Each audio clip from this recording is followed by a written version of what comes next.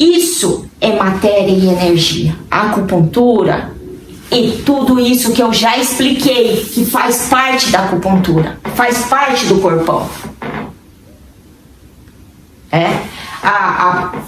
O punção, a penetração tem a ver com cuidado com saúde. O conhecimento tem a ver com cuidado com saúde. Só que a verdadeira ação está só nessa palavra. Aqui é cuidado, aqui é conhecimento. É diferente quando eu peço para você, eu quero que você cuide da minha mãe. Eu quero que você conheça a minha mãe. É outra coisa. Então aqui é cuidar, aqui é conhecer. Um conjunto de conhecimentos.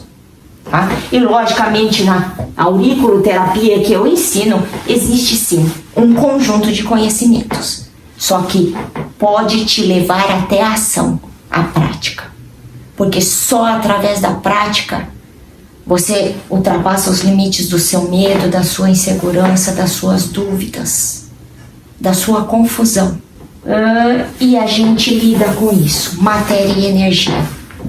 No caso do ser humano, a gente está lidando com a matéria corpo, e esse corpo é feito de uma parte física, mental e emocional totalmente justificável através da medicina convencional, né? Através de tomografias, através do funcionamento de sistema nervoso central e tudo mais.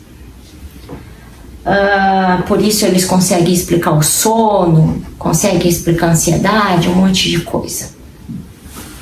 E a energia, que é meridianos de acupuntura.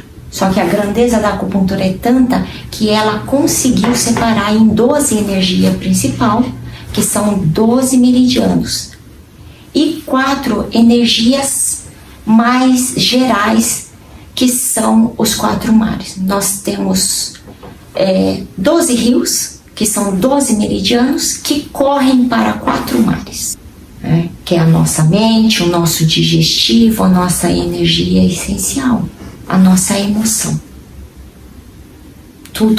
Todos os rios correm para os mares.